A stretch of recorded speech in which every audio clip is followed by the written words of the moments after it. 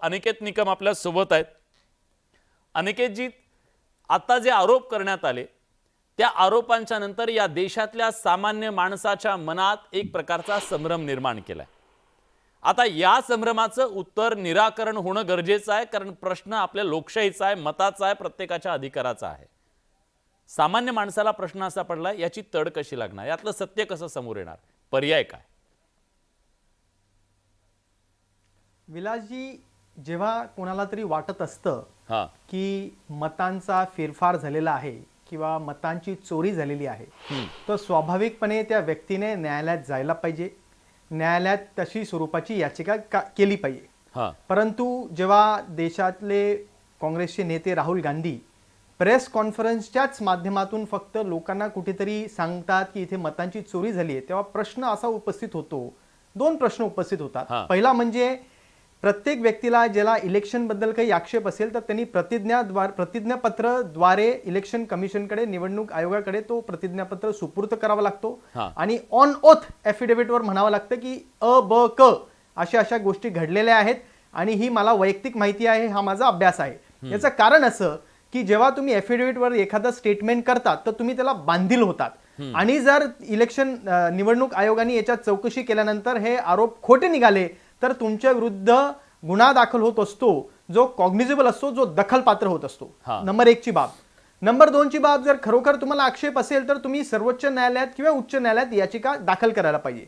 ईव्हीएमच्या संदर्भात देखील गेल्या वर्षी अशा स्वरूपाची याचिका एकाने दाखल केलेली, सर्वोच्च न्यायालयाने त्यात स्पष्टपणे सांगितलं की ही याचिका बोगस आहे, याच्यात काही तथ्य दिसून येत नाही आणि ती याचिका सर्वोच्च न्यायालयाने अमान्य केली। त्याचबरोबर आपण देखील बघितलेलं आहे की जर तुम्ही वारंवार, निवडणूक आयोग ही एक स्वतंत्र स्वायत्त संविधानिक अशी संस्था आहे आणि जेव्हा तुम्ही संविधानिक संस्थेवरती असे आरोप करत असतील तर त्या आरोप करत असताना तुम्ही जबाबदारीपूर्वक हे आरोप केले पाहिजे आणि तुमचा जबाबदारपणा कसा दिसून येईल, जेव्हा तुम्ही न्यायालयाचं दार ठोठावतात, तुम्ही न्यायालयात जात नाही, तुम्ही प्रतिज्ञापत्र दाखल करत नाही, फक्त मीडिया पुढे लोकांची दिशाभूल करण्यासाठी काहीतरी डेटा कलेक्ट करतात आणि तो मांडतात आणि सांगतात की चोरी झालेली आहे। आता मी मुद्दामून आपल्याला सांगतो की प्रत्येक निवडणुकीच्या अगोदर वोटर लिस्ट जी असते ती ऑनलाईन इलेक्शन कमिशनच्या वेबसाईटवर अवेलेबल असते।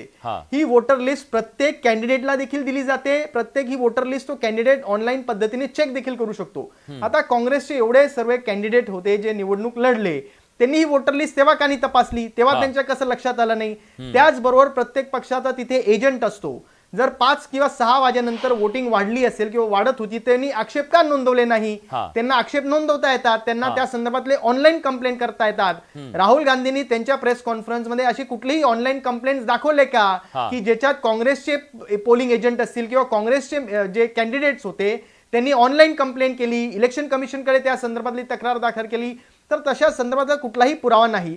आणि एक लक्षात ठेवलं पाहिजे की संपूर्ण ही जी सिस्टीम आहे निवडणूक आयोगाची, ही एक अतिशय इम्प्रूव्ड आणि क्वालिफाईड सॉफ्टवेअर हे त्या सिस्टीम मध्ये आहे आणि या सॉफ्टवेअरच्या माध्यमातून हे चालत असतं आणि हे रिअल टाइम डेटा फीड होत असतो। त्यामुळे फक्त आरोप करायचे, परंतु त्या आरोपांना पुष्टीदायक पुरावा जो तुम्ही कोर्टात सादर केला पाहिजे तो तुम्ही करत नाही, प्रतिज्ञापत्र देत नाही। त्यामुळे खरोखर तुम्हाला फक्त देशाच्या लोकांची दिशाभूल करायची आहे का, हा यक्ष प्रश्न उपस्थित राहतो। ठीक आहे।